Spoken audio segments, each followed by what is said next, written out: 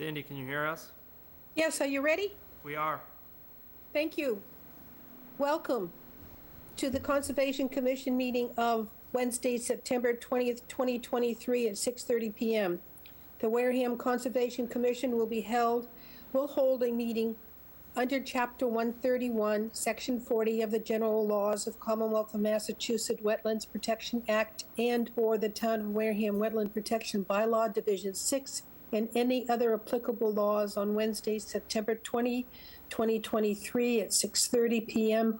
All matters listed may involve a decision and possible vote.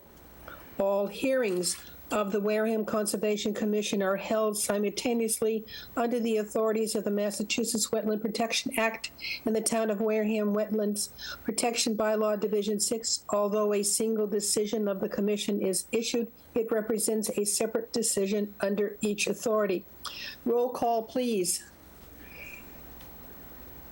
Joshua Faraday, Conservation Administrator. Michael Mercier. Carol Melanson. Kwame Bardi.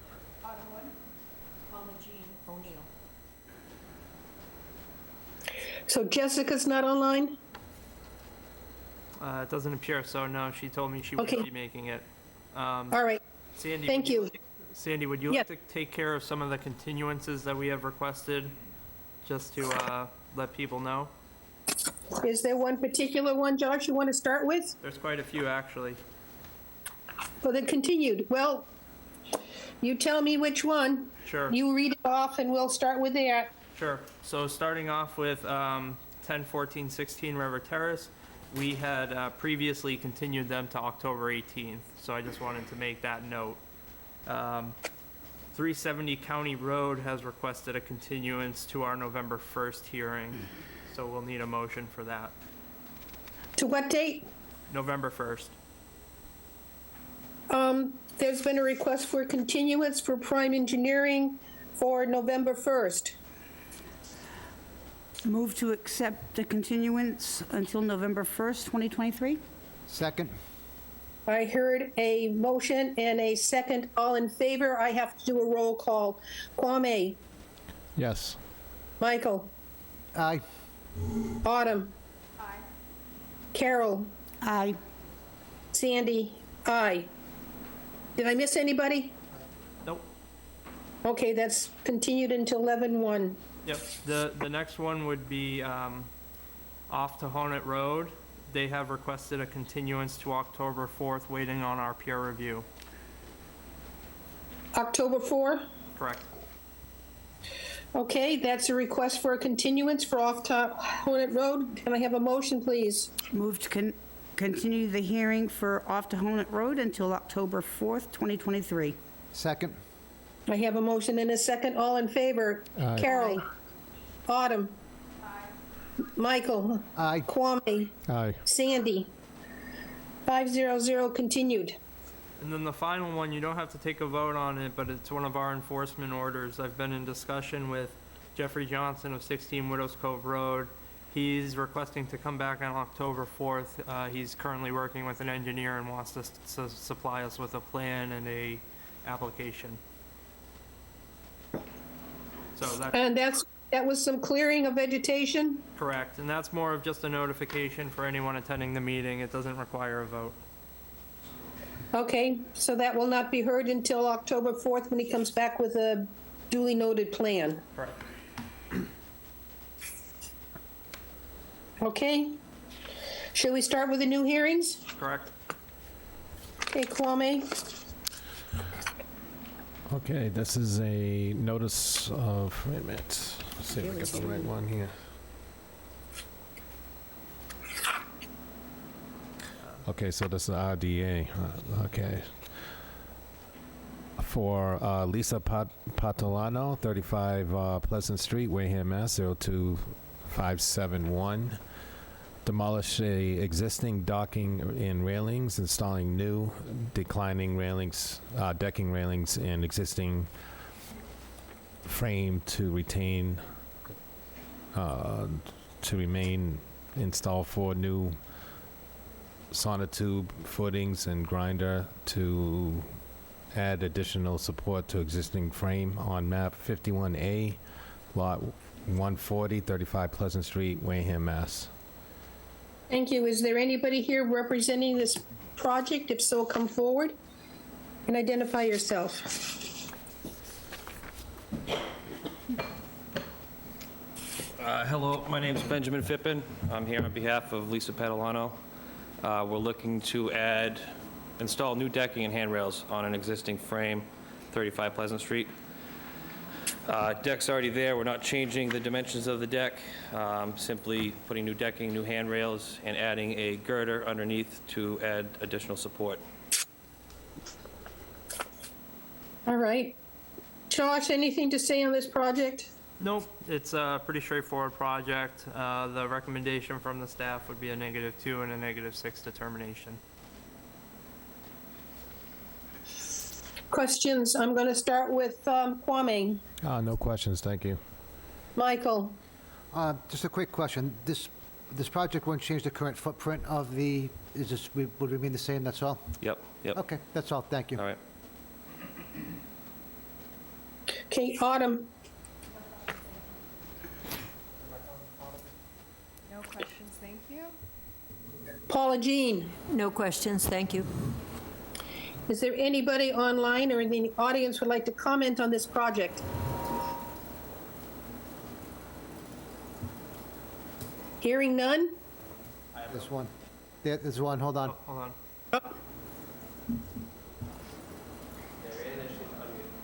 Michael, you Okay. need to unmute yourself.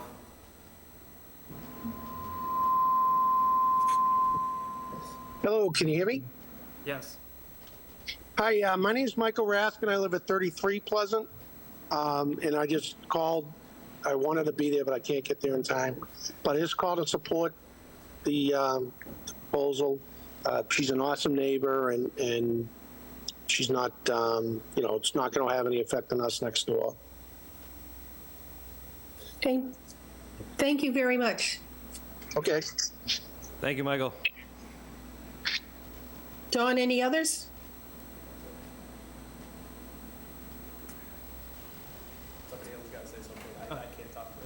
Oh, no. No, Sandy, just direct your questions to me because John isn't allowed to, Respond? Okay. Josh, is there anybody else online? it doesn't appear so. All right. Would someone like to make a motion to close the hearing? Motion to close the hearing? Second? I have a motion and second. I need to do a roll call. Carol? Yes. Autumn? Aye. Michael? Aye. Kwame? Yes. Sandy? Yes. The hearing is closed. Josh, would you make your recommendation, please? The recommendation is a -2 and -6 determination. I move that we accept this project with a -2 and a -6 determination? Second? I have a motion and a second. All in favor. Carol? Yes. Autumn? Aye. Michael? Aye. Kwame? Aye. Sandy? Aye. It is approved 500. Benjamin, before you start anything, get all your paperwork from Josh. Okay. Thank you. Thank you. Hey, Kwame, next one, please. Okay, this is a request for determination for the I'll mail it to you. request of determination for the town of Wareham, 6 Tony's Lane, Wareham, Mass. To demolish and remove the existing pavement and basins. Also includes renovation of headwork buildings, addition of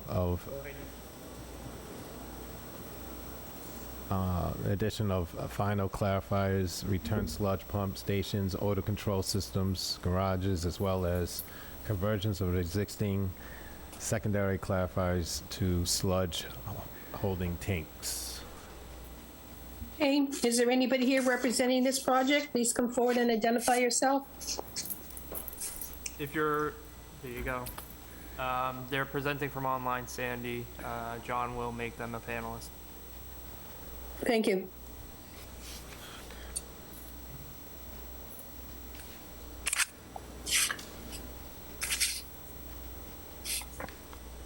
Yeah, thank you so much. Oh, and my name is Chen. Sorry, let me change the name so it's easier to pronounce. Okay. Thank you. All right, talk to us about this project. Yeah. So this project is in Wareham, town of Wareham, and they mainly want to add clarifier and also do some internal work. Okay. Chen, excuse me, I have to interrupt you for 1 minute. I need to state publicly that I am a sewer commissioner, but the decision of the Conservation Commission has nothing or will not reflect my knowledge or interfere with my work as a sewer commissioner or as a Conservation Commission member. Thank you. Chen, I just had to put that out there. No, I understand. Yeah. So they mainly wanted to do, sorry, I got slow down there.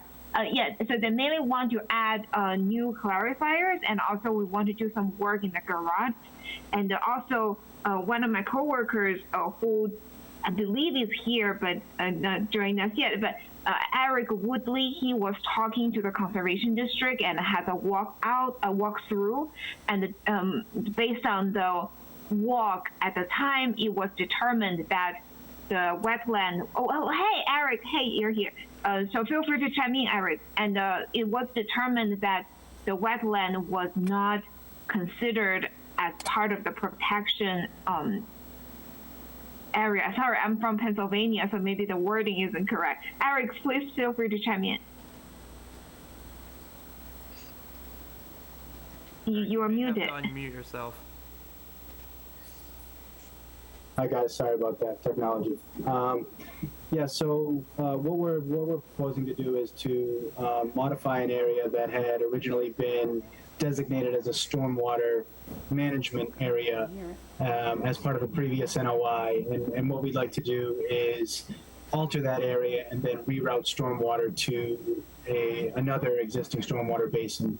And that basin lies close to a buffer zone area, but it's already in place. So what we're proposing to do is to kind of make some improvements to that area and send additional flow there. Josh, do we know, Eric, where is the stormwater being directed to at the plant? So there are multiple areas where stormwater is managed, but specifically to this, on the plans in DA3 there's a large depression, and that's where a lot of stormwater in that area is collected and infiltrated naturally. In a previous project where the EQ basins were constructed, this area, that DA3 there, the green, was tapped to, handle, the stormwater flow or the stormwater area that was taken away by the construction of the EQ basins. So. Sorry, Eric, can you let the public know what EQ is? Oh, I'm sorry. Equalization basin. I'm sorry. It's a process. Yes. Sorry about that. Thank you. Yep. So to because that entire area had originally been a large depression where the majority of the stormwater from that area was handled. So as part of this project, where we're going to be building clarifiers, which is another treatment process, we'd like to reroute stormwater up to the northwest into another depression to accommodate that loss of area for stormwater treatment. And that will go up to what area? That area that's circled in red there. It says proposed stormwater management area there, to the northwest of DA3. Yep, right there. Yep. Is that about the same size as the DA3? It's actually larger in volume, so it's about the same size area-wise, but it's much deeper. It's, I think it's like 12 or 15 feet deep. Is that one of the line pits that was left to vegetate? It's not. Further Okay. up north is. Yeah. Okay. Yeah. Sorry, I'll let you continue. Sorry. I will step back and let you continue. Oh, that's pretty much the gist of it. So you can see on this sheet here that the proposed construction, of the two clarifiers there, they're circled in DA3. and the pavement, and everything else going on in there, we're going to lose that area for stormwater management. So basically what we would propose to do is to collect this in a catch basin and then pipe it to an outfall into that basin area. And we'd have a riprap outlet there to make sure that we're, removing, total suspended solids, prior to infiltrating as well. Okay, Josh, Yep. comment? So I had met with the applicants out on the site, and as we discussed the project, a lot of the work is actually outside the jurisdiction of the commission. A lot of the work is already in already altered area that had been previously approved by the commission. So just really the reconstruction for the proposed stormwater management area, which I would say is probably 98% complete already, is really what's in front of the board for approval tonight. And Eric, if you disagree with that, please let me know, but I do not. I think that's all we're really discussing tonight. So it would be a vote to allow the reconstruction of the stormwater management area, which is, again, already probably 98% complete. Okay, questions on the board. I'll start with Carol. No questions, thank you. Autumn, No questions, thank you. Michael, I got a chance to see it this afternoon. I don't have any further questions. Thank you. thank you. Kwame, No questions, thank you.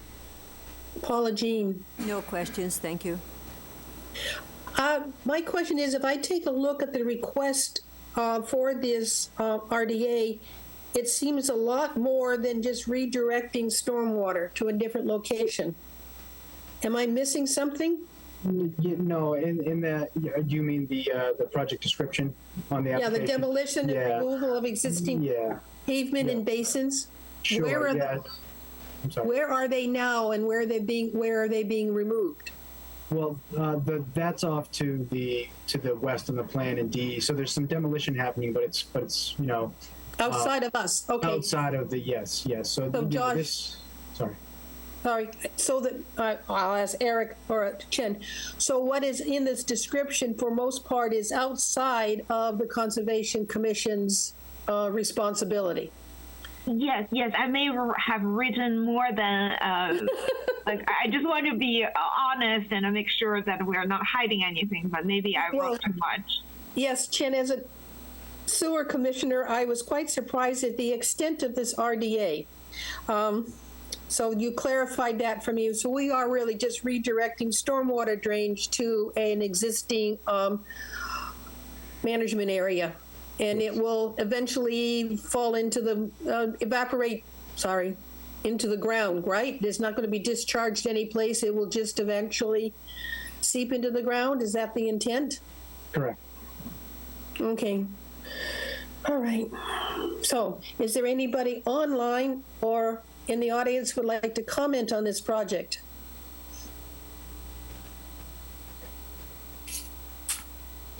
Seeing no one. Okay. Motion to close the hearing? No, Second. Josh, your recommendation? -2, -6 determination. Okay, I have a motion to close the hearing from Carol. Yes. A second. I have a second. All in favor? Carol? Aye. Autumn? Aye. Michael? Aye. Kwame? Sandy? Yes, 500. The hearing is closed. Very much.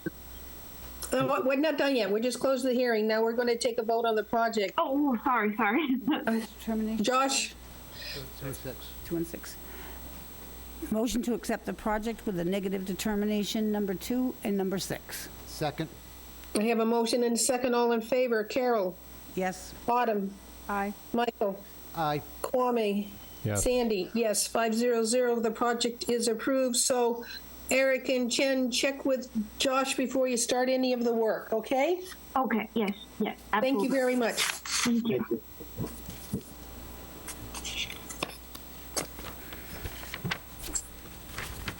Next one, please. Okay, this is NOI, Notice of Intent for David Rolfe and April Locke at 8 Fanny's Lane, Wareham, Mass. to construct a garage deck and retaining wall and upgrade the existing septic system within a 100-foot buffer to a BVW on Accessors Map 133, Lot 3A, 8 Fanny's Lane, Wareham, Mass. Thank you. Okay, anybody here representing this project, come forward and identify yourself. Good evening, Brad Bertolo with JC Engineering.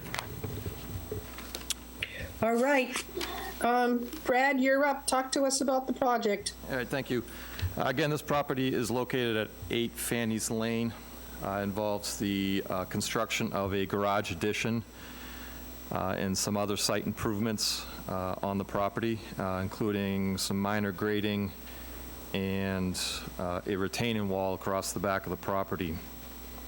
The existing house is currently serviced by a septic tank and leaching pit that's located just southerly of the structure, and the pit's about 56 feet away from the existing bordering vegetated wetlands.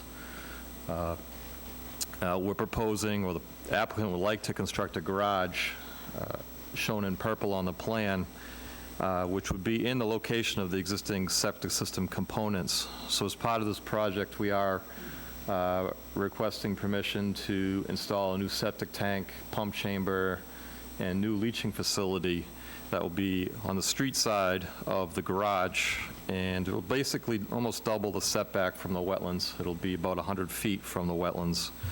The system will also include alternative treatment to follow the local Board of Health regulations by utilizing a microfast insert. The roof runoff for the proposed garage will be directed to a dry well system that's located just southerly of the garage location. It's the little rectangular purple box towards the bottom of the screen there. That'll capture additional surface water runoff that would be created from the new impervious area.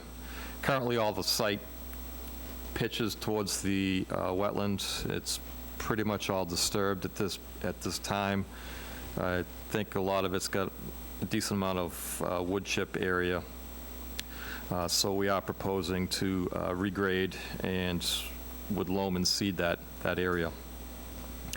After completing the survey, we noticed a decent amount of disturbance of the yard that went within the 30-foot buffer zone, including a construction of a shed. There was an old little greenhouse, a couple planting beds that's kind of near the southerly property line, the 3 little square boxes that right in that area there. And then I also show the tree line that basically the edge of the woods as it is today. So to delineate the 30-foot buffer zone, we are proposing a stone wall right along that line. It'll be a nice demarcation of where the 30-foot no touch is. The area within the 30-foot, I have a label on there that could be revegetated with a erosion control seed mix, just to basically convert it back to vegetation. Most of it now is, I believe, wood chip area. Basically describes the project. I'd be happy to answer any questions if you have any. Okay. Josh, your comments, please. The only comments I have on the project is the existing shed and the existing greenhouse structure that have been constructed within our 30-foot no activity. Recommendation is removal of both of those from the 30-foot no activity zone.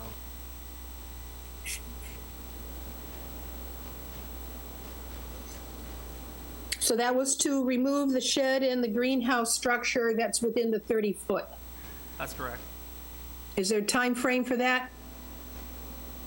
I mean, whenever they're out there and doing the project, I guess what makes sense for, prior to construction of the garage, just for means of access, I guess that's up to the commission how quickly they'd like to see it done. It's been there for a few years now.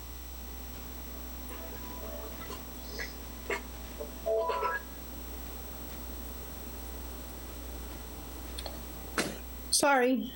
Okay, we'll start asking the questions. Carol, No questions, thank you. Kwame, Now, is this one of the areas that you would probably put one of the new signage on the backside there, or not really? So the conservation signs that we have purchased could be epoxied to the wall, maybe 2 of them, spaced equally across the Are wall. they a plaque of some sort? The metal, it's a 4x4 metal sign. All right. I think people do epoxy them. Either that or put them on a post of some sort, or? Yeah, they're pretty easy to get through. I was able to shove a tack through one of them, so All right, it's not hard to work with. okay. Yeah, that's acceptable, whatever. Yeah, well, so maybe condition 2 signs placed 50 feet apart, maybe. Somewhere in the back, we could talk about that. I can have a discussion offline with Brad where they should be located. Yeah. okay?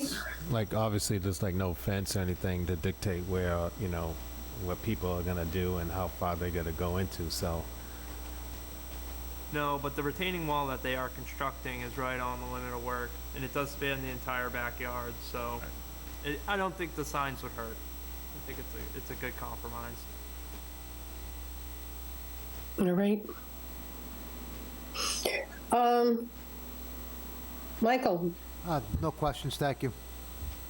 Autumn, No questions, thank you. Paula Jean, No questions, thank you. I have none. Is there anybody online or in the audio who'd like to comment on this particular project? Not at this time. Okay. So what I'm hearing is that we're going to add the condition of the 2 signs indicating the 30-foot no activity zone on the wall that will be constructed at the 30-foot line, right? Is that what I'm hearing? Yes, and the commission should also issue a $300 fine for work done within the 30-foot that would not have been approved.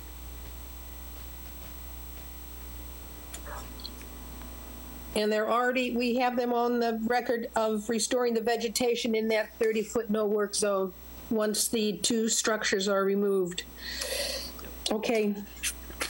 So if there's no other comments on the hearing, Seeing none? I actually have one question. Will the commission allow the structures just be relocated outside the 30-foot? Can they still be on the property and not just removed? what's the foundation? I believe the greenhouse is just set on like a timber frame, very minimal structure. The shed itself is could be on blocks. Yeah, I think it's on concrete blocks. So neither of them have a permanent structure. No, but if they were, they'd still have to be removed from that location. I was just Yeah. trying to see if the homeowner can still keep that structure, but in an area that's more appropriate outside the no-touch buffer. Well, I think you proposed to relocate the greenhouse already. That's what your plan said. Oh, yeah. So, I guess you're asking if the shed can be relocated outside of our 30-foot no activity zone? Yes.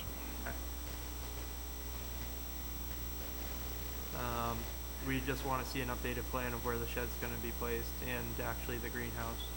So, That's fine.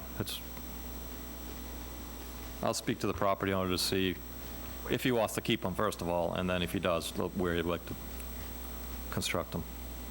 So one of the things that we could do is approve this conditionally waiting for an updated plan showing the location if it's to exist, the greenhouse in the shed. Josh, does that seem yeah. right? I can give it Yeah, my okay. recommendation. We can leave you the responsibility of looking for the final plan with those 2 structures. All right. If there's nobody else to speak on this project, I'll need a motion to close the hearing. Motion to close the hearing? Second. I have a motion and second. All in favor. Kwame, Yes. Michael, Aye. Autumn, Aye. Carol, Aye. Sandy. Yes, the hearing is closed. Josh, The recommendation would be to issue a standard order of conditions with the special condition of seeing an updated plan of where the shed and the greenhouse are going to be moved, and the addition of 2 of the conservation resource area signs to be added. Also to fine $300 for work that happened within the 30-foot no activity zone that would not have been approved by the commission. That, if someone says so moved, that becomes the motion. So moved. All right, second. And a second, Carol. Autumn. Aye. Michael. Aye. Kwame. Yes. Sandy. 500, it is approved with confirmation that Josh sees an updated plan for the location of those 2 structures if they are to remain. So Brad, you got it, no work until you clear it with Josh, okay? Understood. Thank you. Thank you. All right. Did we talk about 6 Mist Ave? That was a continuation from our last hearing. The property owner is not going to be here tonight. Is anyone here to represent that project? Have you seen anyone online, John? Okay. With that being the case, I can present the project and give my recommendation if the commission wants to take a vote. The homeowner said she wasn't going to be here, but I think she'd be fine with that. All right, then please present it to us. Sure. So this project consists of removing a paved driveway and replacing it with a patio driveway, along with removing an old retaining wall that's along the perimeter of the house and replacing it in kind with a new retaining wall. After going on my site visit and seeing the project area, it would be staff's recommendation that the commission issues a -2 and -6 determination for the driveway portion of the work only. I believe it's out of the scope of the application to allow for the construction or reconstruction of the retaining wall. There's just too much engineering and conditioning that may need to be accompanied with that project to approve the whole thing. So your recommendation is we deal only with the driveway and wait for a notice of intent for the retaining wall? That would be correct, and I can lay out my recommendation when the time comes. Okay. Question. If anyone has any questions, I'll be happy to answer them. Carol. No questions. Autumn. No questions, thank you. Michael. No questions, thank you. Kwame. No questions. Paula Jean. No questions, thank you. So, Anybody in the comment online or in audience? seeing none.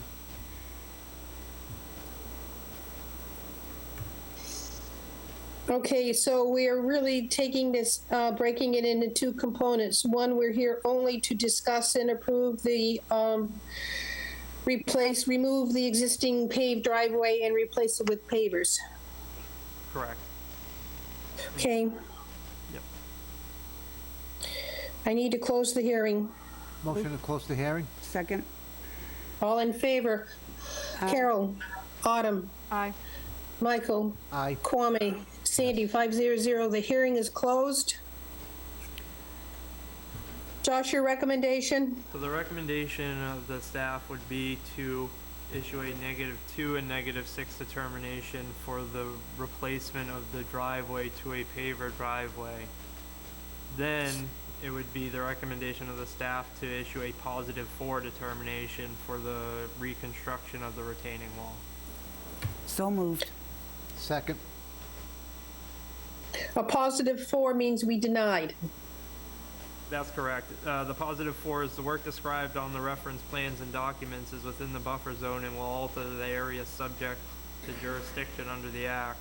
Therefore, said Okay. requires a filing of a notice of intent. All right. Okay, Carol, Aye. Autumn, Aye. Michael, Aye. Kwame, Yes. Sandy, aye. So she can have a driveway, but we want engineering plans for the retaining wall. That's done. All right, next on the plate. We're down to, I believe, enforcement orders, right? That's correct. The first one would be Depot Auto Service. As I mentioned, 16 Widows Cove Road is coming back to us with plans in October, so.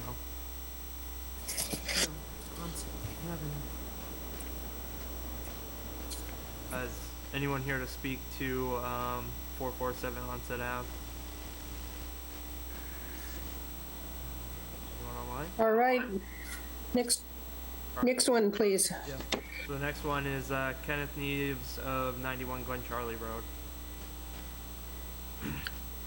Is there anybody here to speak to this particular enforcement order? Yep.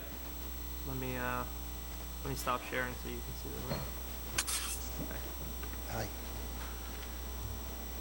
the room.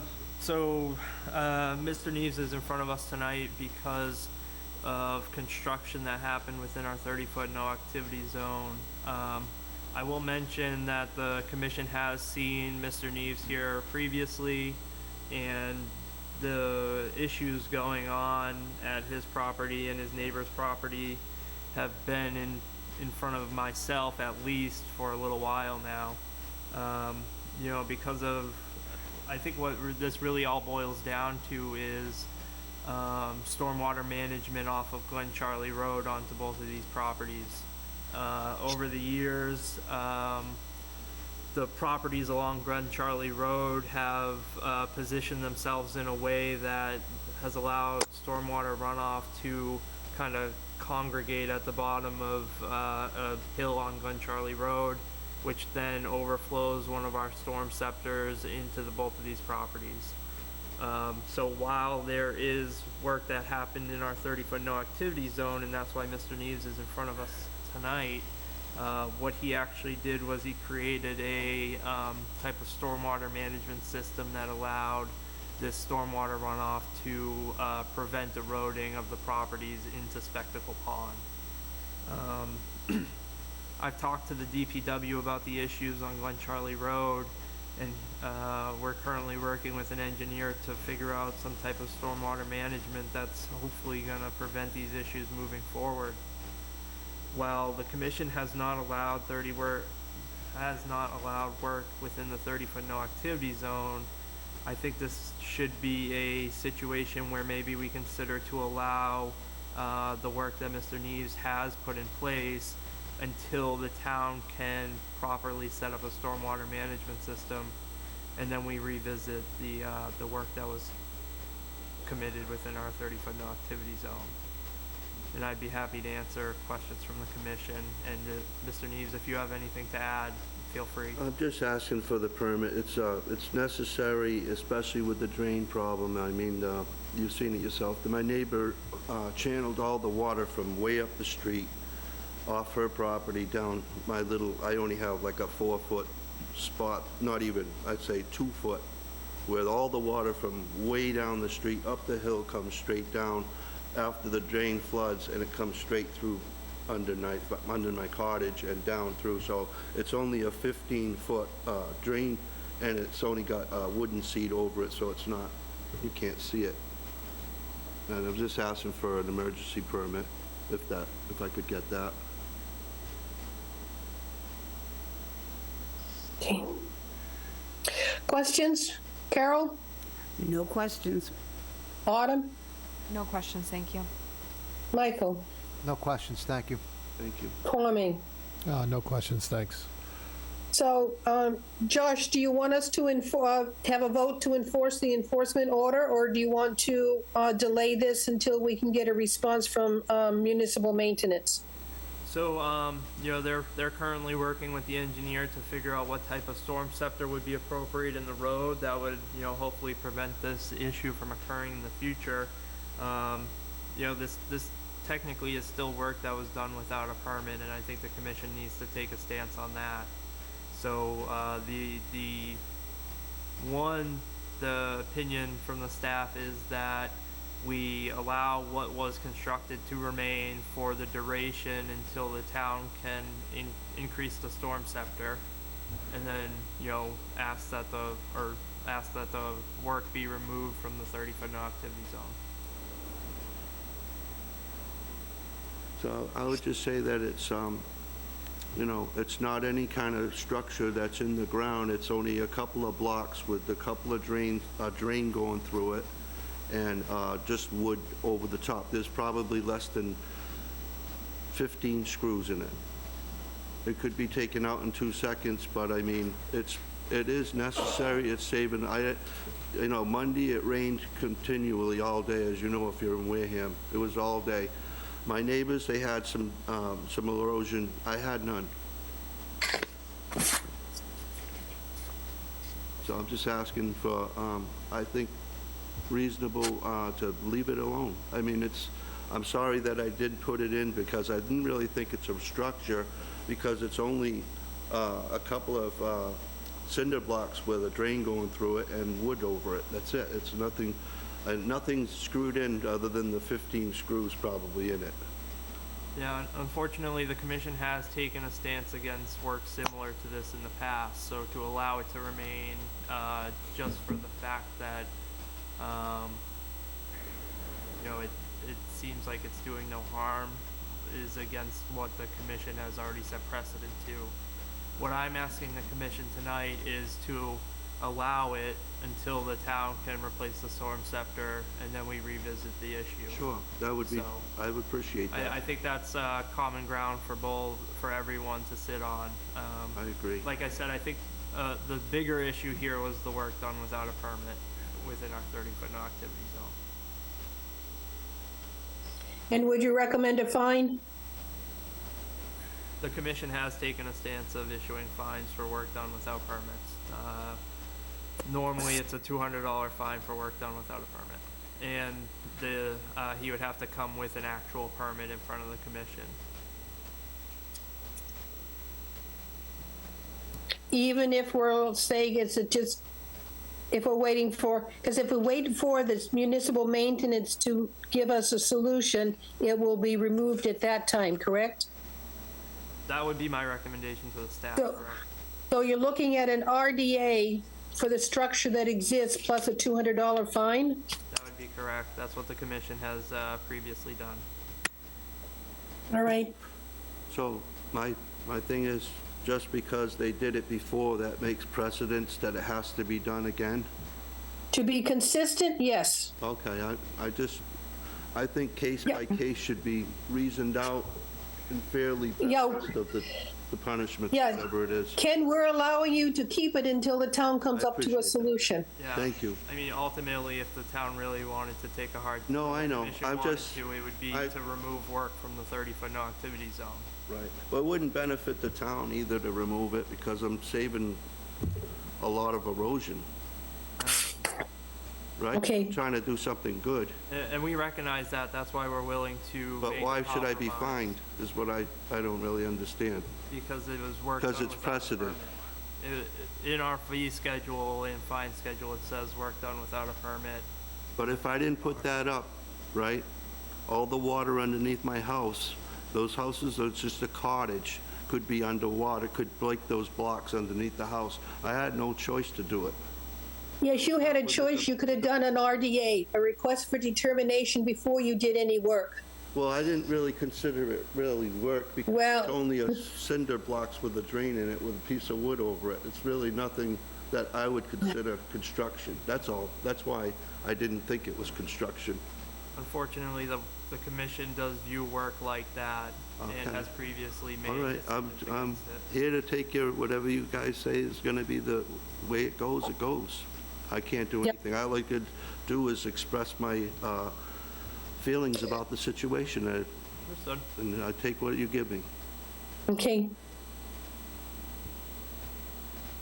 So I believe we need to vote on to a support the enforcement order and then make the recommendation that a $200 fine and an RDA be be submitted to allow the alteration to continue until the town has a resolution.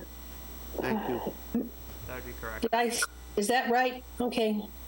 So moved. Second? I have a motion and a second. All in favor. Carol? Aye. Autumn?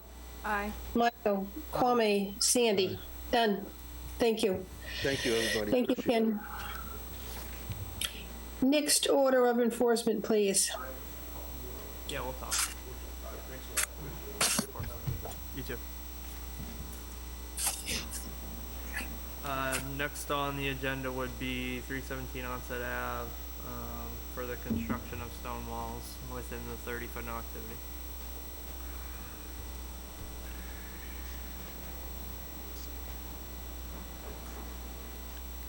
Is there anybody here? Oh, My name's okay. Pete Cummings. The cottage in question is owned in a trust. I'm one of the trustees.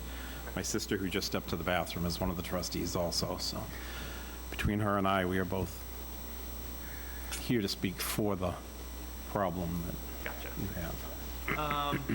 So there's really two main issues going on with the property, and if you bear with me, I'm just trying to pull up some photos that I have. But, you know, we had a conversation out at the cottage, and the construction of the stone wall landscaped area is within the 30-foot no activity zone of the salt marsh there. Can you describe for me what the 30-foot zone is, where it starts, where it ends? Okay, so on your property, sorry, I'm trying to remember exactly what your property looked like, but it's a pretty steep slope in the backyard. Yep. And then it comes down to a salt marsh. Yeah. So the salt marsh is considered jurisdictional area under the Wetlands Protection Act and the Wareham Protective Bylaw. Okay. And the 30-foot no activity zone would be from the edge of the salt marsh 30 feet landward, so going towards your cottage. Okay. That's an area that the commission has defined as important to protect the resource areas, and that no work should be accomplished in that area. Okay. So basically, between the marsh and the house is about 30 feet. So any work that's done in between the house and that marsh edge has to be permitted or? Permitted or likely not allowed because of the definition of the no activity zone. Okay. There are special provisions to that where your house was probably built before the 1970s. So 1925. yeah, so construction of revetments or seawalls would be allowed to protect your structure if that was something that you wanted to look into. But again, that would be, it would require permitting, and we would look at things like how does it affect the jurisdictional areas being the salt marsh and the coastal bank there. So while I think your project was probably too small in scope to call a revetment or seawall in any way, what we're looking at is just work within the 30-foot no activity to a salt marsh. And if I'm reading the situation wrong, you now have the opportunity to dispute what I think is happening down there, but I think those walls were newly constructed probably within the last couple of years. I did have the conversation with you that last year I started cleaning that site up because we had a wedding in front of that wall. Yeah. But it was not a new wall. I do have some pictures showing what's behind the stones. There was cinder blocks that had been placed there. We didn't place them. They've been there for years. But during that storm in December, it washed a lot of that work that I had done to prepare for the wedding. I had put the stones in front of the cinder blocks, which was the original wall. I've got a picture of it if you want to see it. You're more than welcome to share with the commission if you want to pass it out. I've only got one picture. I mean, you want to pass it along? Yeah, they could pass it around. I just think, in my opinion, it looked like a lot of those stones seemed newer than existing. The stones themselves were placed in front of the existing wall, just to fix it up for the wedding. And that it also held up the existing stone, the existing wall, which was concrete, or not concrete, cinder block. But during the process of cleaning it up, of course, back in the days, they used the embankment basically as a trash.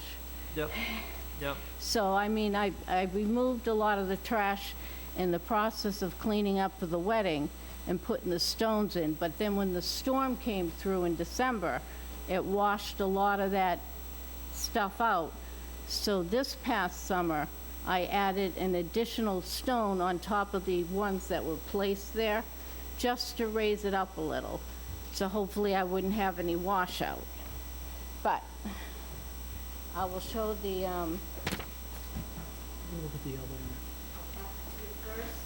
Thank you. this was the work that we did for the wedding.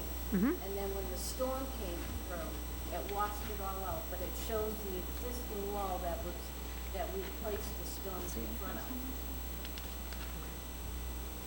And then because I had a lot of washout during the December nor'easter, it had washed a lot of the dirt out from behind the stones. So I had to pull down, and I added an existing section to the wall.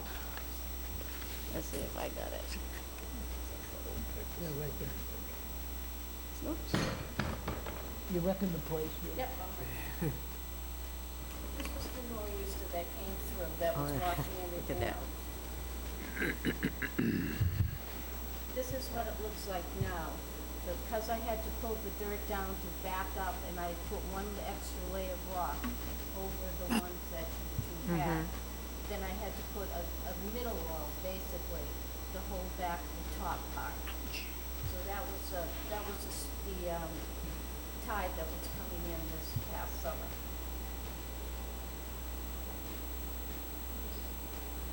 So I'm not quite sure where you came up with that there wasn't an existing wall, because there was always something existing there. I just tried to decorate it up, starting out for a wedding. Yeah, it's just really hard to, it's really hard to justify that with the aerial images that I have access to. It doesn't look like some of the retaining walls that you put in existed prior to a few years ago. The rocks weren't, but there were retaining walls behind the rock, which one of the pictures shows the existing wall that was there. It's covered by the rocks now. This last year was the first year I tried to clean it up because of the wedding. Years prior, we just had the seaweed and everything on top of everything. It was, the embankment was never really cleaned. Understood. And it was a wall of cinder blocks, old concrete. There was Tires. actually an old tire there that was part of it too, and was kind of just buried in all of that. And Yeah, I definitely understand where you're coming from, and I actually did take a picture of this. If you reference this photo here, Yep. this is right next to your stone wall or your property and the wall that was there. So I honestly believe you probably had something like this existing, Yes. and you know, this currently what you have is a lot different than what was existing. But I didn't remove the existing one. The rocks are in front of the existing stuff. Yeah, at the end of the day, it really comes down to, you know, the rocks that you had placed could be considered fill, and filling in the jurisdictional area of the commission is considered a violation without a permit.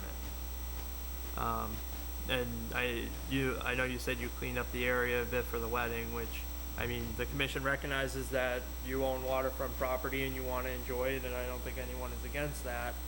But I imagine within the cleanup process, you probably remove vegetation and such, which is also a violation of the Wetlands Protection Act.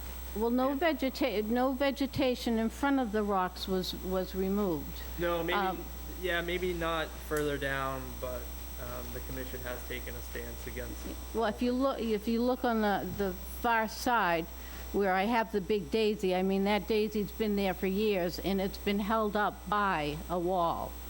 I mean, it hasn't come forward. And then, of course, I had yuccas in there that that haven't been pulled out or anything. Of course, it's hard to get rid of yuccas anyway. They are considered invasive. They are so- very resilient, for sure. Oh, they most certainly are. But, yeah, you can see where some yuccas, you can see where my old daisy, which is coming down, that's always been backed up by a wall. And now, if you think putting rocks in front, I mean, you had made a statement that there was no wall there before. There always was. I've just, And that may be true, it's just, you know, one of the tools I use is aerial images to determine alterations, you know, within, I have really good images Yep. going back to 2016. yep. It's just really hard for me to justify that fact. And I'd be more than willing to, I could pull up the aerial images and show you exactly what I'm looking at. No, I can probably know what you're looking at. It was probably a mess. Yeah. So really what the problem is it appears that you filled within the 30-foot no activity zone with, you know, stone and rock. Even if it was just to replace the existing wall, it would have required some type of permitting. Okay, well, the permitting, we'll apply for a permit, that's fine. But just so you know, I didn't remove the existing wall. Everything is basically behind Now, the with rock. the permitting for that, do we need some architectural or engineering or plans like that for? No, it may be possible that we could do it without. I would want to take another site visit out there and we could have a broader discussion about, Okay. you know, possible steps moving forward. Unfortunately, that's only half of the violation you guys have going on. The other half is the kayak rack that's located within the salt marsh. Yeah. It appears that substantial improvements have been done to it in the last couple of years, and it's just not something that's appropriate within the salt marsh. So. No, that's fine, and I understood what you were talking about when we were talking about that, and we will remove that if that's what you recommend. Okay. That's not a problem. So, does the commission have any questions or any thoughts on what we're looking at? I don't have any questions. Same here, I don't have any questions. Michael? I just said no questions. Oh, sorry, Kwame? No questions, thanks. Autumn? No questions, thank you. I heard Carol. Paula Jean? No questions, thank you. My question is, if that rack is removed, where will the kayaks be stored? Josh has recommended that we have to store them up on our grass beside the cottage. Are all those kayaks belong to the same owner? Yes, we've acquired many family members and then many kayaks to go with them. And there's space on the upland to store them? I'm sorry, I didn't. You have adequate space to store them all. Yes, during the winter time, we usually store the bigger ones inside the cottage, and then we store most of them underneath. You see a portion, you can see where there's a sailboat right now. We store them underneath the cottage. And today, when you have them stored like this, how many paths do you have to the water from the storage rack? Currently, we just have one stone walkway that goes down. Josh did mention that we do or can apply for a walkway to go down. There it is. Yeah, I didn't get a great picture of the current stone walkway that they have, but they have one down to the salt marsh, and they don't really have anything that's been destroying the salt marsh, so a path off of their current path would make sense. So if I'm hearing this correctly, what we're looking for is a, if I get it right, sorry, an RDA at a future meeting for the expansion of the existing retaining wall, correct? That would be correct, and the removal of the kayak rack from the That salt. rack. Now, I can see 3 tiers. Is only the one closest to the marsh in question? I mean, they all fall within the 30-foot no activity, and like I said, looking at the aerials, I think maybe the one closest to the water is the easiest one to identify that's been remaining. All right, so we're looking for an RDA to discuss the work that has been done and the removal of the storage rack. And on top of that, a $200 fine, correct? That'd be correct. And we have to approve the enforcement order. That'd be correct. Somebody want to take a shot at it? So moved? Second. I have a motion and a second. All in favor. Carol? Aye. Autumn? Aye. Michael? Aye. Kwame? Aye. Sandy? Josh, does that do it? That would do it, and if the applicants want to come to me, we can talk about how to move forward and the best way to find a resolution to this. Do you send a bill out for the fine, or how's that worked? I will mail you the fine, unfortunately. That's fine. Thank you very much. Meet up with you when? Give me a call and we'll set up a time. Okay, sounds good, thank you. Thank you. That's a very beautiful daisy. It must be in bloom right now, or close to it. Sandy, we have quite a few people sitting in the audience that you may not be able to see. I'm going to assume that a majority of them are here for our final discussion item, if we'd like to take that out of order. With that being said, the certificates of compliance would be pretty quick as well. Well, let's talk about the camp, discussion of that. Okay. Then we can go back to the certifications of compliances. Okay. So, Mike, are you here?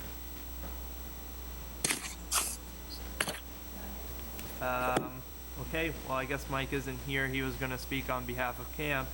So let's, I guess, move forward with the certificate of compliance. Okay, let's start. It's up to you, Josh. Let's go. You get it. Give him a call. Yeah, let's move forward with the certificates of compliance. All right. So the first one is George Shaw, 6 River Terrace of Wareham, DEP number SE076822. This original notice of intent was for septic upgrades and an addition located at 6 River Terrace. Both of those projects were never completed, and we're looking for the issuance of an invalid certificate of compliance saying the work was never done. The recommendation is to approve an invalid order of certificate of compliance. Can we do 76822 and 761708 at the same time?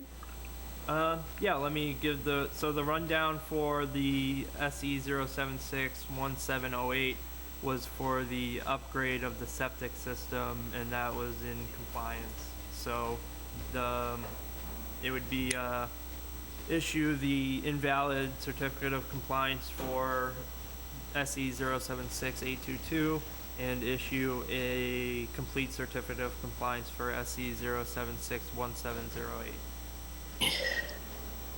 Okay, someone say so moved. So moved. And second. Thank you. All in favor, Carol? Aye. Autumn? Aye. Michael? Aye. Kwame? Yes. Sandy? Done. For those for George Shaw, both of them are now covered. One's not done and the other one was done correctly. And then the final one is Robert Keith of 26 Blissful Lane. After going to the property and reviewing the certificate of compliance request, I found that it was all within compliance with the original order of conditions. So the recommendation is a completed certificate of compliance.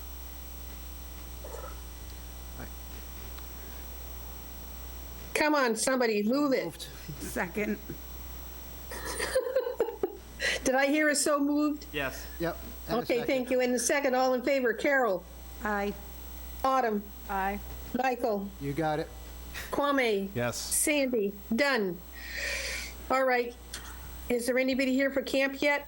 Yes, Michael is here. So we will take the camp discussion out of order if you would like to come up and talk about your discussion with the commission. Thank you. Okay, Mike. Identify yourself for the record when he gets up. Approaching. Hold on. Oh.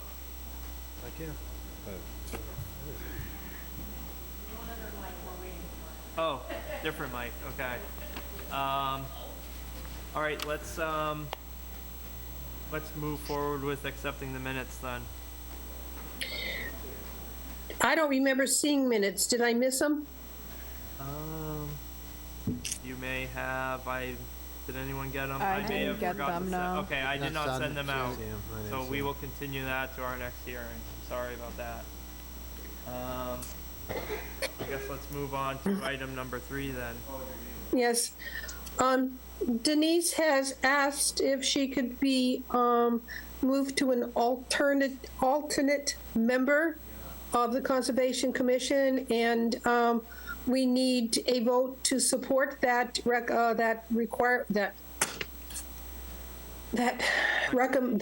sorry, I'll find the word. We need to support that request and have it submitted to the selectmen for them to do the actual moving of positions. So is there anybody would like to discuss this, or should we just go to a motion to recommend Denise Schultz be moved to an alternative member of the Wareham Conservation Commission? Is it an alternative or? Alternate. Alternate, okay. Sorry, it's me. It's, never mind, an alternate, as a non-voting member. Okay, so she'd be an associate. Yes. Okay. Move to recommend to the Board of Selectmen that Denise Schultz be moved to an associate member. Second. All in favor, Carol, Aye. Autumn, Aye. Michael, Aye. Kwame, Yes. Sandy. Then, now that we have an opening as a voting member, Paula Jean, would you be willing to move up to a voting member? Yes. Motion to All move right. Paula Jean up to a voting member. Second. All in favor, Autumn, Aye. Aye. Carol, Aye. Michael, Aye. Kwame, Sandy, 500 to make that recommendation that Paula Jean become a full voting member of the Conservation Commission. So Josh, can you do me a favor, since I can't get to my computer for a little bit longer? Will you write an email to the selectmen with our vote and recommendation for appointments for these two positions? Consider it done. Thank you. I know that has been, I talked with the chair of selectmen, and it's been placed on their agenda for next Tuesday to make the vote, to support our recommendations. Thank you. Okay, thank you, Denise, for the long, hard work. And she'll still be a member of the Conservation Commission and be very persuasive regarding saving our coastline. And Paula Jean, you worked hard, and I do appreciate your insight into our projects, and I look forward to having you as a voting member. And when I get my use of my leg back, we will go visit sites. Okay? Okay. Thank you very much. Yep. Josh, Are we good now? we're done with that, so all we're left with is the MassDOT project. Come on up, identify yourself for the record. Sorry about that. I saw that list of agenda, and I didn't think you'd be done so quickly. It's going a little quicker than expected. Is there anything you'd like me to share on the screen as you present? Can you identify yourself, please? Yep, I'm sorry. Mike Lenahan. I'm president of Agawam, Cleanup of Agawam Mill Pond, Inc., Camp, better known as Camp. I think you've got the letter that I sent. Josh forwarded it. I think you have Yes? a map, of which I took another map. I took the same map and highlighted it with features that are around the pond, so you might be able to better orient yourself as to where it is. Sure. I think most people have seen camp here before. We've been about 10 or 12 years in business as we're an official corporation, but it's a neighborhood group whose sole mission is to keep invasive weeds from destroying Agawam Mill Pond. And we've been coming before the commission here for about 10 years. Every year we do a treatment, and it's been working famously. For those who are new, we go through not only you guys, but marine fisheries, DEP, endangered species. We work with them in the very beginning to create a program that everybody, was satisfied with. So here we are. But, so that's the background. But the reason I'm here tonight is because the Mass DOT, there's been a project talked about for probably 15 years on 28 there, right where if you're familiar with where the Elks Club is, across the street from the Elks Club is the dam. And it's also the fish ladder, for the herring ladder. And that's an old structure, 100 plus. And there's been a talk of rebuilding that structure for, 15 years. Apparently they've got some funding, maybe from the Infrastructure Act or wherever they got it, but they are in the process right now of designing a project to replace the dam and also to build a bridge there and to reconstruct the fish ladder. All good goals, all a nice project, and well needed. Although the bridge isn't truly a bridge that's there now, it's basically two, let's say 6 foot by 6 foot for practical purposes, box culverts that go under the road. And that's what passes the river over the dam and into what is Agawam River below. Now, the DOT had a hearing, a public hearing in April, and nobody knew about it. Now, whose fault is that? I don't know. Maybe it's my fault. I didn't see it. But nobody from the town, I've talked to almost every department, and nobody saw it. Nobody attended the hearing. Only people who attended the hearing were the DOT people and the engineer from the DOT. So I got the transcript of it because I stumbled on it online. I got the transcript maybe in May, June. I got it in June. And the transcript was surprising because the engineer, more or less cavalierly, said, yeah, we're going to drop the pond 2 feet for about 2 years. I'm thinking to myself, what? Are you for real? So I did contact them. First of all, I told them, I said, what kind of hearing is that when no one shows? Well, it's not up to us. It's somebody in the town that needs to post it. I don't know. But they weren't very encouraging. And on the 2-foot drop, I said, do you have any idea what kind of problems you're going to create for about 300 residents along the pond? And not only Agawam Mill Pond, because Agawam Mill Pond's directly connected to Spectacle Pond by a culvert under Glen Charlie Road. So whatever, if Agawam Mill Pond drops 2 feet, so doesn't Spectacle Pond. And what I did, I think if you read the letter, I just more or less reflected what our feelings were that, we're adamantly opposed to this on a number of reasons. And these are the reasons. These are the impacts. And I don't expect we'll go through them all tonight. But I'd like chance to look at it, and I'll just highlight a couple.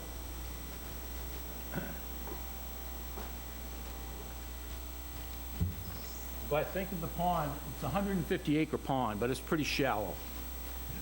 You know, it averages about 5 feet, a little over 5 feet. There's a lot of area that's really not navigable because it's less than 2 feet deep. And I really didn't know what that quantity was, but your map will show you, if you look at the map, you will see the lightest area on the outside, you know, near the perimeter of the pond that's in the light color. That's the area that's 0 to 2 feet. So our engineers who prepared that map for us computed out,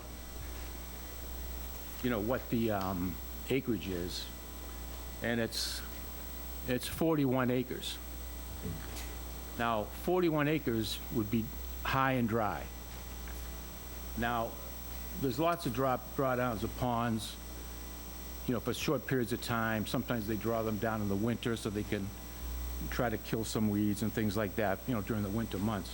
I've never heard personally myself, and I'm a civil engineer and a former contractor who actually would build this project if I was still working. I would bid on it and build it. So I know quite a bit about what's needed to build a project like this. And I can tell you unequivocally that there's no need to drop the pond 2 feet. When they do projects on the Great Lakes, they do them in the ocean. Nobody drops the Great Lakes. Nobody drops the ocean. You work around it. You work with the level you have. And that means, just not to bore you, but I sent Josh some information on cofferdams and what they are. But basically, if you're working in the water, in the wet, you need to drive a steel sheet piling cofferdam driven deeply into the earth below the pond.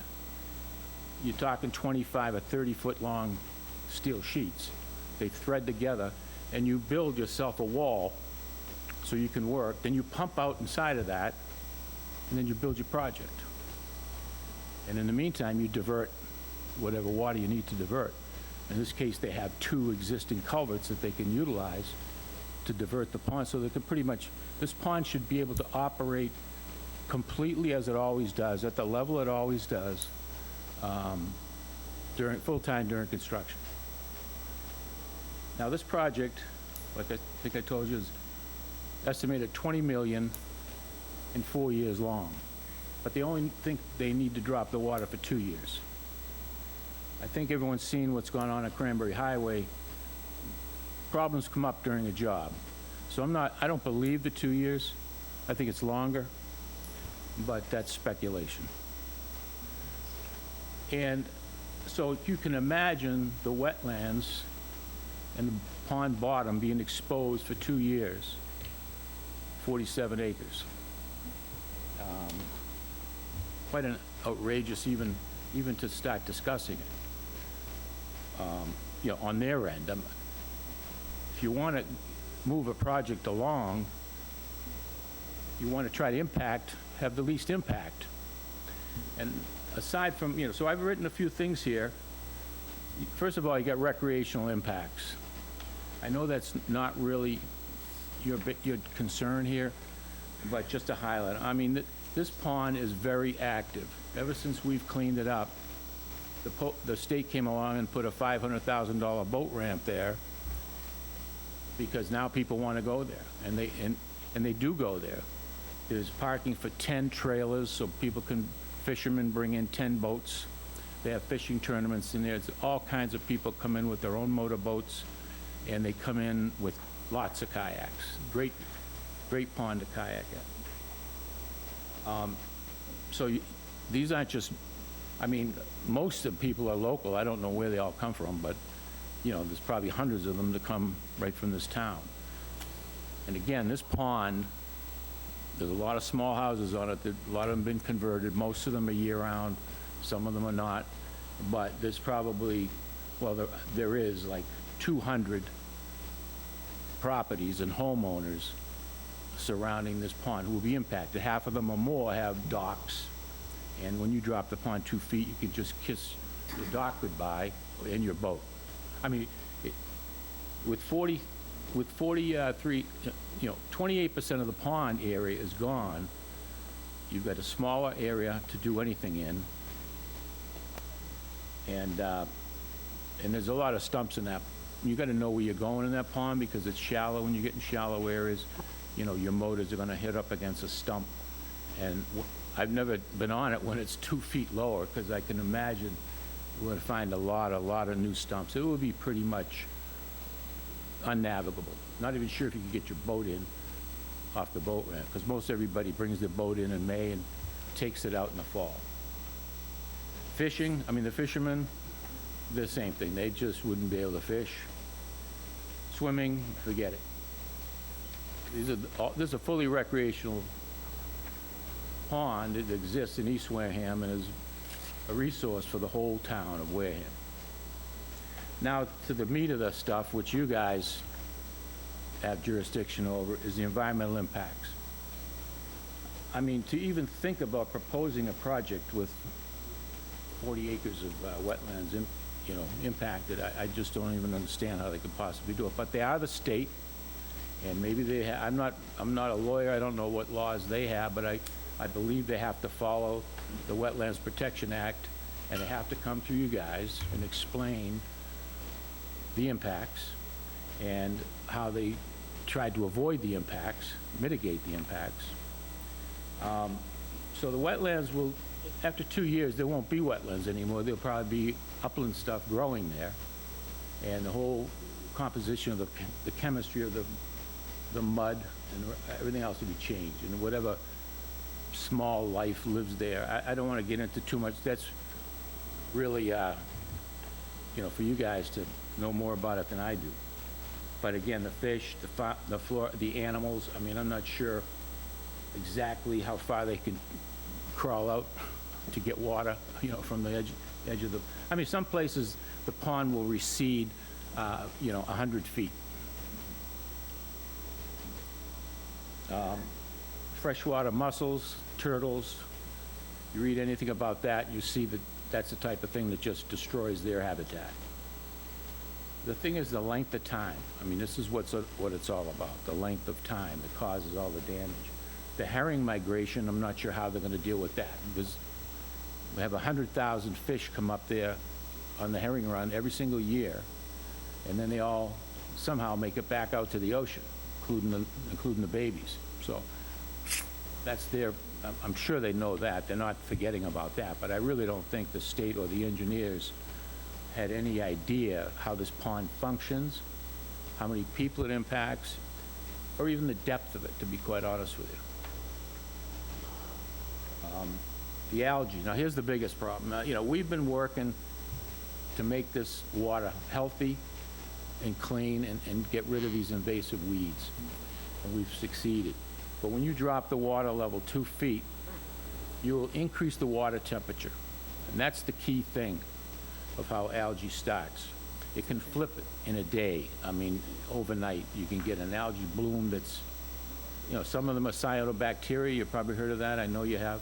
Down the Cape, there's many ponds that have that, and the reason is because they're probably shallow, and all of a sudden the temperature so you're increasing the chance of us having a major bloom by, I don't know what percentage, but it's very high.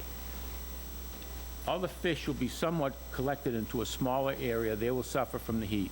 There'll be fish kills, and some fish will be caught in traps, because when it isn't like the pond is perfectly level and sloped. There'll be some areas where there's water trapped until it dries up, and the fish will be caught in that too. The cranberry bog operations, I'm not sure. AD Makepeace, as of today, have not been notified. I communicate with them because I have to coordinate, what we do on the pond with them, because they use the pond. There's another cranberry outfit called Roundsville, Sam Perry operation. He sucks water out of the pond. I know for a fact his suction line will be high and dry in the mud. There's, also we got the Maple Park, they abut the pond for, I don't know, half a mile or more. And, you know, they'll get kayakers coming off their property. And the whole thing, if you look at the map, you will see all the bogs surrounding the area. Now, when you drop the source of water, which is, you know, the pond is generating, you know, a lot of this groundwater because of the existence of the pond. Drop the pond 2 feet, you're gonna drop surrounding groundwater tables accordingly, you know, 2 feet close by, less as you get further away. What that impact is to these cranberry bogs and the root systems, I don't know. I don't have any grades or elevations, but they're close to, I mean, that's why they're always put down in lowland areas where it's a little damp and wet and near ponds. And these are all things that you know, you as a Conservation Commission will have jurisdiction to, you know, to request a demand that they show you, you know, how they're going to mitigate these type of situations, or why this project isn't going to damage the environment to what I think, they will be making what I would think would be an epic environmental impact. One of the biggest ones you've ever seen, I think. Also have the Maple Spring well fields. I mean, I think they're far enough away that they would not, but who knows? I'm not a geologist. I'm a civil engineer. But I know I'd be looking at that if I was proposing to do a project like this. I'd be looking at that well field on Maple Spring. So all in all, that's pretty, you know, well, the other miscellaneous impacts, like I say, that once this, you know, if we don't treat the pond, why would we treat the pond if we can't use it? Yeah, maybe we just throw $20,000 a year out there to keep the weeds in bay, because that's what it costs us every single year to treat this pond. We've invested a lot in this pond. And if we don't treat it, I can tell you that it would be back to square one. They would proliferate, the invasives would return, and we wouldn't be able to get control of them. The only way we got control of the pond in the very first place, those who know the pond from 10 or 15 years ago, it was wall-to-wall flowers, okay, by 4th of July. So we had to work with the DEP. They allowed us to do a third. And where do we get the money? We get the money from the State Environmental Bond Fund through Senator Pacheco. Without that, we wouldn't have been able to get going. But once we get going, we had that major source of money to get us started. Then now we're managing it ourselves for the last 8 years with dues. There's people behind me here that are dues payers, residents, property owners for sure. And also just advise you that, you know, camp is only one association on the pond, and again, it's all we're doing is trying to keep the pond clean. There's 2 other social organizations on the pond that have been there for 40 years or more. They have multiple other members. The members live in the neighborhoods. Altogether, there's probably 300 families that enjoy the pond by being in close proximity. Either if they're not on the pond, they're the next street over, and there's access and so forth. So there's a lot of people to be impacted, and a lot of little salamanders that'll, you know, I mean, really, if you think about it for a second, I'm obviously this is a little early. This project isn't happening right now. They hope to put it out to bid next year, and then they'll build it in 2025. That's the schedule. But they're in the design stage now, and I am I've been reaching out to them with not that much success, but I will persevere. And basically, I want to show them, they haven't seen this yet, because this is for your eyes only. Not really, it'll be everywhere by the time I'm done. But I want to dissuade them. It's like, why don't you just build your cofferdam, come to the Conservation Commission, you're gonna disturb, a 100 by 50-foot area, whatever it is, down at the bottom. You'll put your hay bale, silt fence, you'll do your thing that you gotta do, and you'll probably go get a permit from Concom in one night. But this thing here, what you're doing is creating a known headache for yourself, meaning DOT, right? Why would you want to spend a couple $100,000, which is very easily to do, on trying to find the impacts, explain why you can't mitigate the impacts, explain why this needs to happen like this, or this method of construction there's no some alternate method like I'm talking about, and probably waste God only knows how many meetings here and how many months or, to get your permit. So that's my goal. I want to educate you tonight that it's coming up. I want to try to get some response from them before they get too far along in the design, because then it becomes more of a headache, right? It's all designed already. It's like, well, it's only less than a 50% design, at 50% design right now. So I'm going to continue to reach out to them and try to convince them that that's a crazy idea that you have.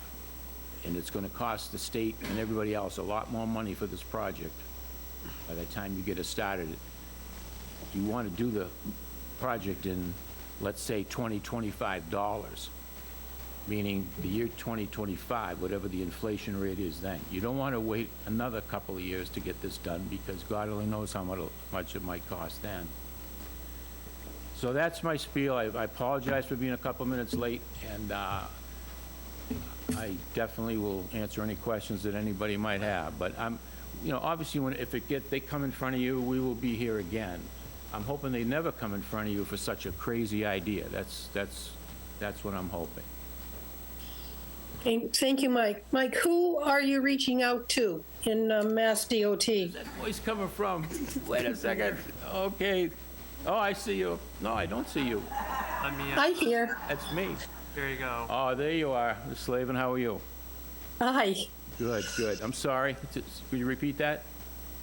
Who are you reaching out to in Mass DOT? The project manager, Yes. and his name is in the letter that I sent you. And Oh, I just went through that letter, and I guess I must have missed it. I'll look again. yeah, Harry Adolphi. He's but I'll be going further into Park Street, to the headquarters, to who I need to. I try to deal with.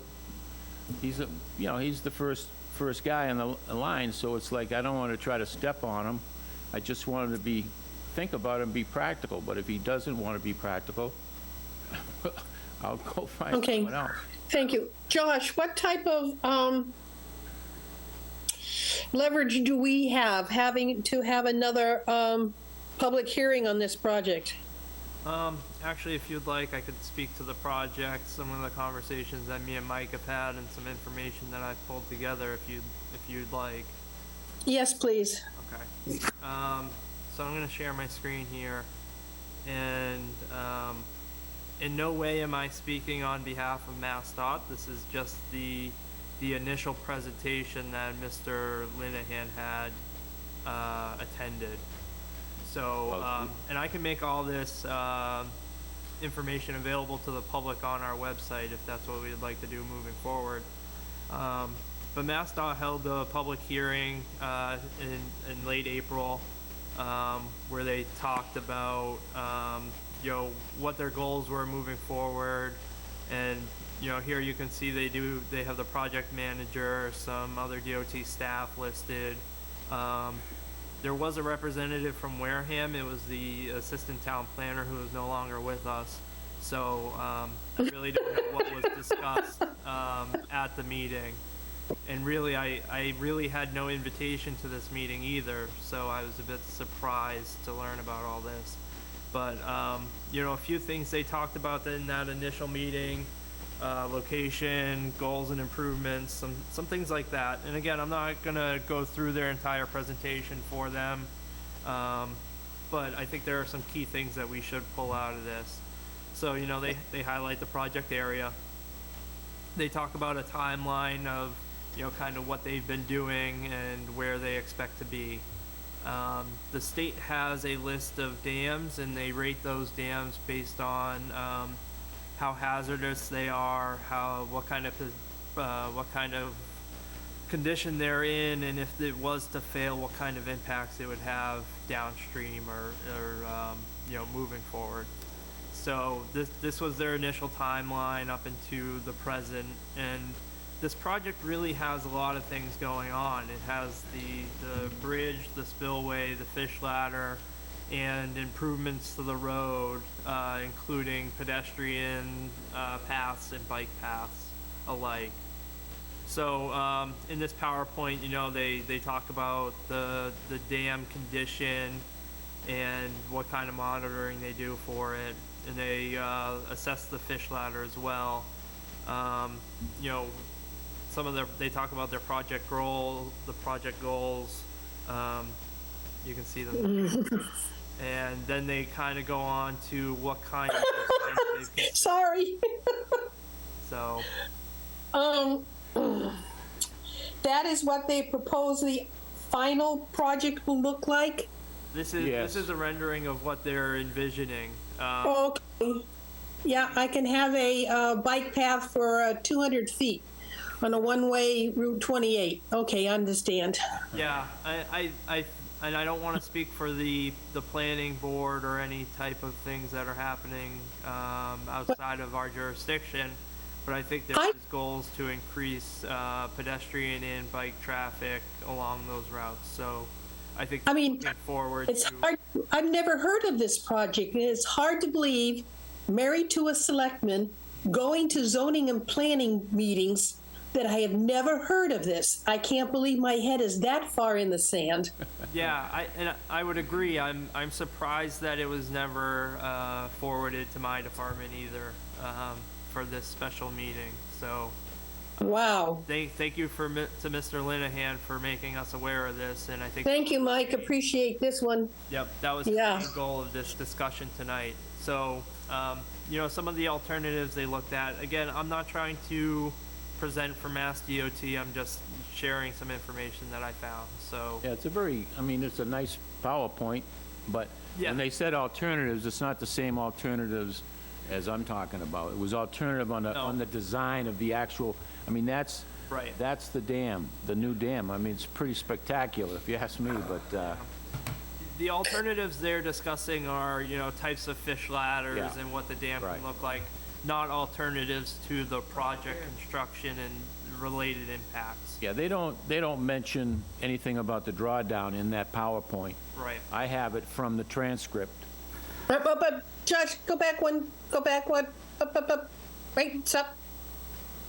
Didn't we just put a house on that corner next to JC Engineering? I believe this is JC Engineering here, and I believe this is the construction of, Yeah, the house has gone in. The new one. I think it's in. Yeah. Yeah, it's okay. Sorry, I just wanted to orientate myself. Okay. That's fine. If I said it once, I'll say it a million times. I'm not presenting for Mass DOT here. This is just. No, I just looking at the. So interesting. It's not really the commission's purview to reach out to organizations and tell them this is how we think you should design your project. Right. It's really the goal of the commission to look at the 100% design and, weigh the impacts of that and then condition projects in a way to lessen those impacts. So Yeah. I think it's important, and I thank Mr. Linehan for coming out and bringing this to the commission's attention. I don't think it's something that we can vote to reach out to MassDOT and say, hey, these are a list of demands we want to see. Especially when we look at kind of their next steps moving forward with their 100% final design not being till, a year from now. So I'll be able to report back to you well before the 100% design, whether they still have the 2-foot drawdown in it. Right. Okay. Yeah. Well, as Mike says, But again, if we could discuss them before they get to a 75 or 100% design and have comments on it before they get that far. Never mind, it's just, okay. Yeah, All right, thank you. if they want to come to us before their final submission and say, hey, this is the goal that we're trying to accomplish, can we sit down with the commission and have your input before that? That's something that the commission could be open to. But it's not really the procedures of the commission to reach out to someone while they're in the design phase to say, hey, this is how we believe you should do your project. All right. I didn't So- expect you to do that. I think I'm just stating that more for Yeah. informational purposes. So the project number is in Mike's email to us. Yes, Yep.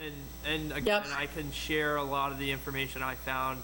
Maybe it'd be more appropriate to put it on our conservation webpage for any of the public that's interested. Well, if anybody's listening to this, I think this is going to be a surprise to them like it was to me. Oh, yeah.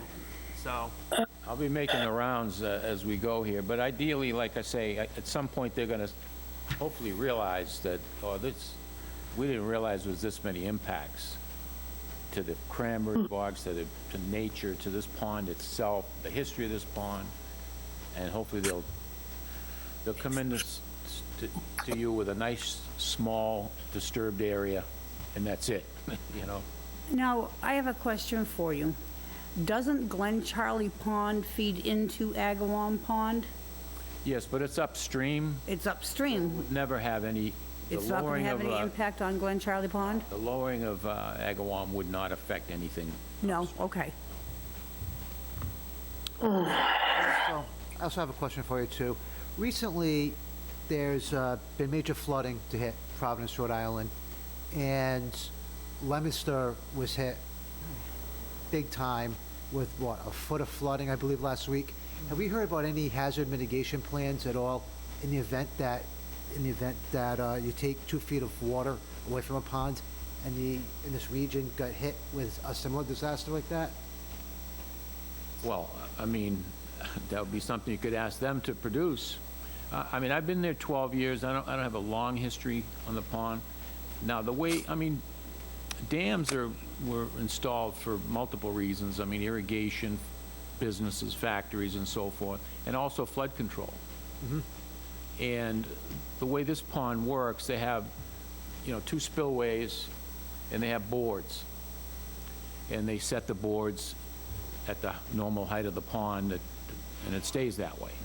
Now, I think about 2 times, I'm trying to get the confirmation from Maples, but I'd say 2 times since I've been there, ahead of like a hurricane coming by or something, you have some advance notice of a massive, although the way they've been popping up lately, not so much notice, I suppose, but they will come down and they will pull a board or 2 out of there like a day or 2 before. That way they'll let some of the pond down and then they can put the boards back. But I mean, there's never been any flooding along any part of Agawam Mill Pond as a result of any storm since, and I am keeping an eye on everything on that pond. So that's 12 years. Now, people have been there a lot longer than me, but I mean, could we get something like a Leominster, or what town was it up? Was it Leominster? Providence. Oh, well, actually, there's been a lot of towns out in Western Mass to get hit. But even so, this past week, on Monday rather, we almost got, 2 inches of rain that day, so I mean, still. I doubt that something like that, I can guarantee you that there was no boards pulled. And you might get, matter of fact, I just measured my pond before I came here. I measured my marker, and it's actually down below normal. So, I mean, a couple inches is not going to impact Agawam Mill Pond or anybody behind, anybody abutting it. Guarantee you. Okay. But again, that's how they controlled it for the last 100 years here, and that's what they need to do, as they move forward. If they're going to do construction, they're going to be able to say, hey, you got to be able to drop this thing the same way. Use one of those spillways and drop it if you think you're going to want to create some more storage. Okay. But I don't think it's going to happen. I mean, All right. again, Thank you. Is there you can ask anybody else? Sorry, is there anybody else? Because I think we're just Yeah. We know Mike, thank you for making us aware of it. I think that's about the point. We can make it public. Maybe other people can reach out to Mass DOT. I mean, there are alternatives to what they're currently planning, and we just need to let Mass DOT know that they should consider all alternatives to the reconstruction of that dam, the fish ladder, and the bridge. The construction methods we're concerned about, it's not just any old pond to drop it 2 feet. This is what. Yep. Oh, yeah, it goes all the way up the pond, yep. 2 feet's a big deal when you've got 3 feet of water. Yeah, there's 10 feet of water at the dam, so to drop it 2 feet, what is that gonna do for the work zone? Nothing. You still need a cofferdam. Yep. Okay, Josh? Mike, What do I you will think? mention, the state does have to come before us. I know at Yeah. the very beginning of your presentation, you may have had a concern about that, but they do have to come before us. Yeah, that's the key thing when I asked Josh in the beginning, because they are the state, it is their pond. We take care of it for them, and I should send them a bill, but, Good luck. yeah, good luck with that. Does anybody Want them to in just the blow us off. audience have anything new to add? I think we all understand, Camp's concerns, and again, thank you, Mike. I don't want to rehash anything that he said, but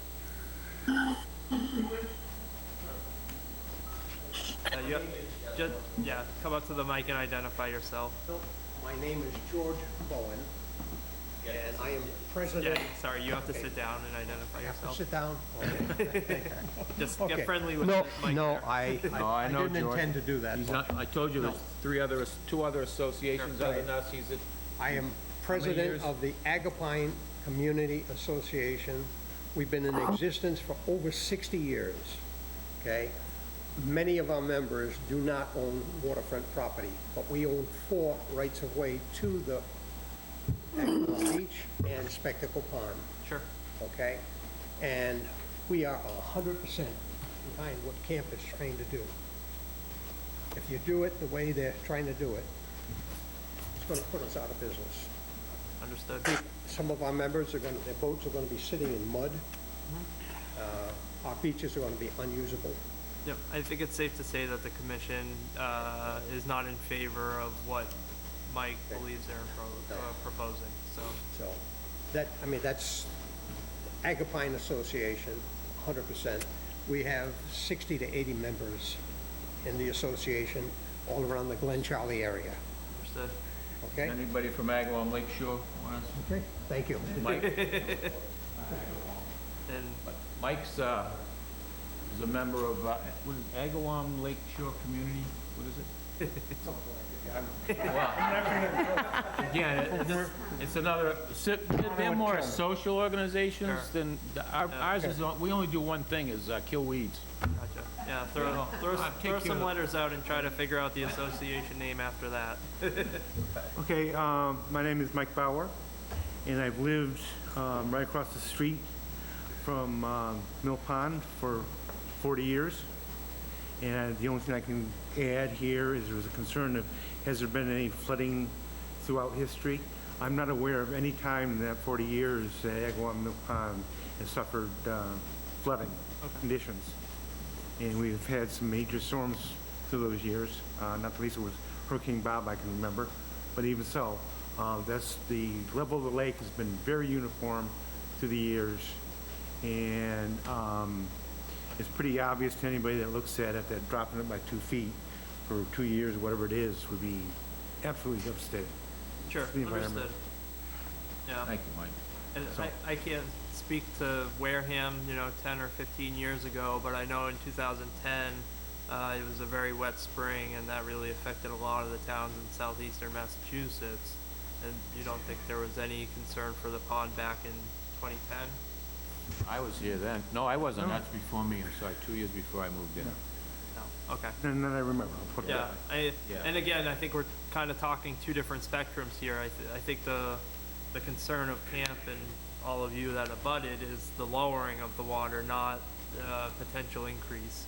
So, with that being said, And there's, I don't know, how many members in that group? 100? Something like that, yeah. 75 to 100. So between my group, this group, George's group, it pretty much encompasses, like I said, about 300 taxpayers. Sure. In that immediate vicinity, all the small lots that are over there from, they were all built in like 1950 approximately. Yep, understood. And I think the discussions you and I have had show for a project that is not favorable, and in my opinion, without speaking for the commission, is not something the commission would be in favor of. What we have seen as a proposal. Yeah. So. I'm sorry to keep you late here.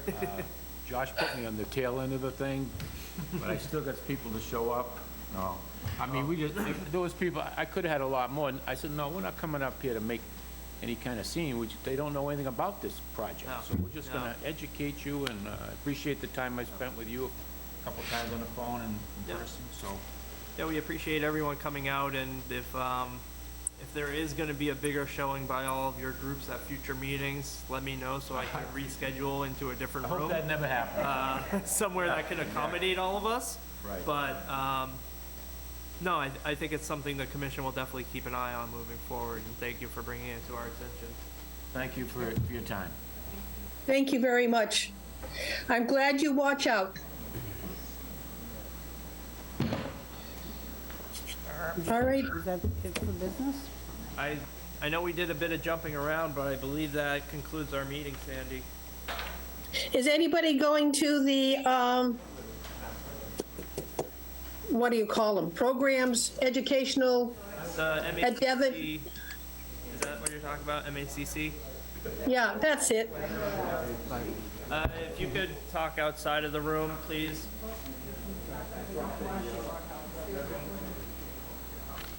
Sorry, Sandy, what was that? Is anybody interested in going to Devon's for the MACC? Yep, we have, Paula Jean has signed up to go, Autumn has signed up to go, I will be attending. I've signed up as well. You signed up? Yeah. Okay, so Mike will be there as well. Great, great. I'm glad to see so many people interested in going to those educational sessions. Is there anything else on the agenda? Give it a good pull. No, there isn't. Motion to close the hearing? No, there was no hearing, but I'll take a motion to adjourn the meeting at 8:22. Sandy, hold on a second. Oh, I'm so sorry.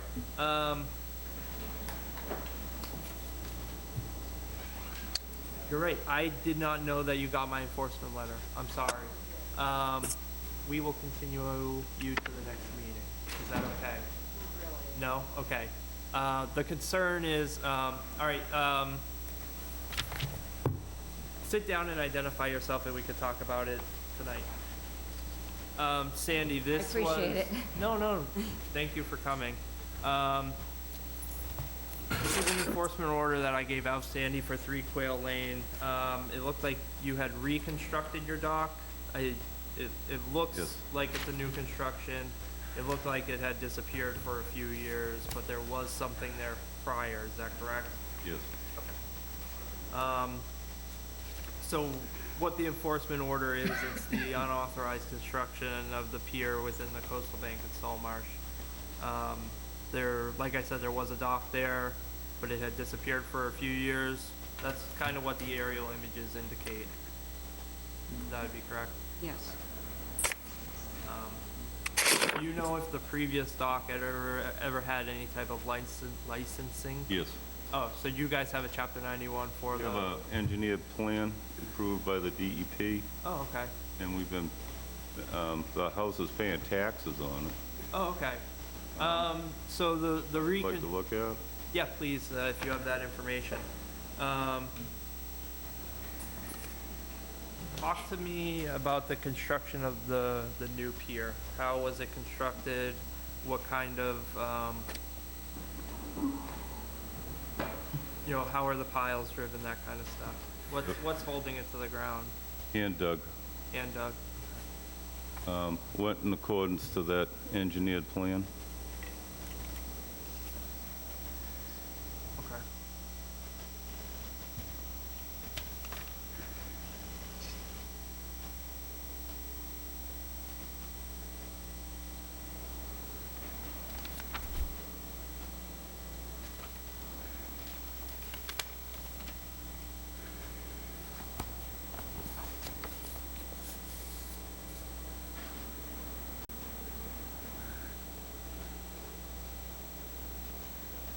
So what you have here is a interim approval from, I believe, the Chapter 91 folks. Those interim approvals usually lasted for 30 years, and it looks like yours was approved in 95. So it's potential that you guys are still okay to have a dock under this approval from the Chapter 91 folks.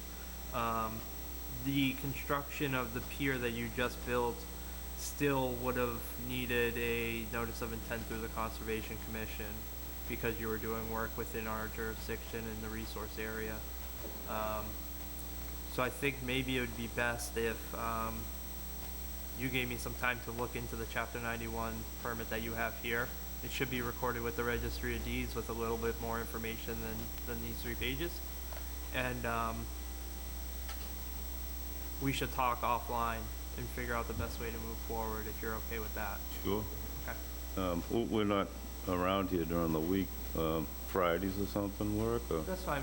We can figure Oh, something okay. out. We could always do it via Zoom if you guys are comfortable with that, or Be happy to have you come down, weekend or Friday. that'd be great. We can figure something That'll work out? Okay.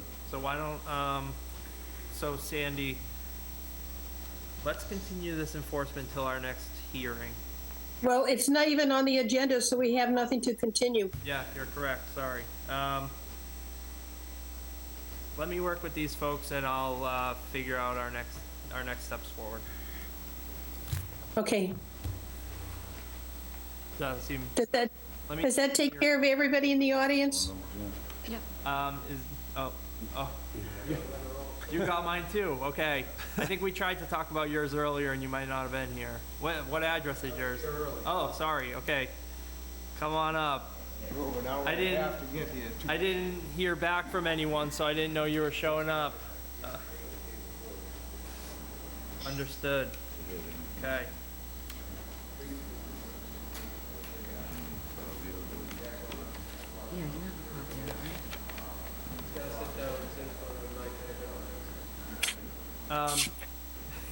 You guys, let me grab some contact information from you guys before you leave. Can you sit down and identify yourself for the record? Should we just come up there now or wait? Just We'll wait wait. like 2 minutes. Well, wait, no problem, no problem. Unless there's someone else here. I don't think so. Please identify yourself for My the name's record. Joe DeBacco, 51 Robinwood Road. Okay. That's written to John Labelli. He was the previous owner. Okay, so our property tax haven't been updated yet. That's probably the It's issue. been 1 year, almost exactly, since I bought the property. Okay, gotcha. And like the first week I moved in there, I didn't realize that I had to pull a permit or talk to you guys, and all I did was put new decking on top of the existing structure because it was Okay, yeah. dilapidated. Something that still would require permitting because it was done within our I jurisdiction. guess, but I didn't know that. Yeah, let me take your contact info and we can talk offline about moving forward. Okay, you want me to just write it on that letter, or? Please do.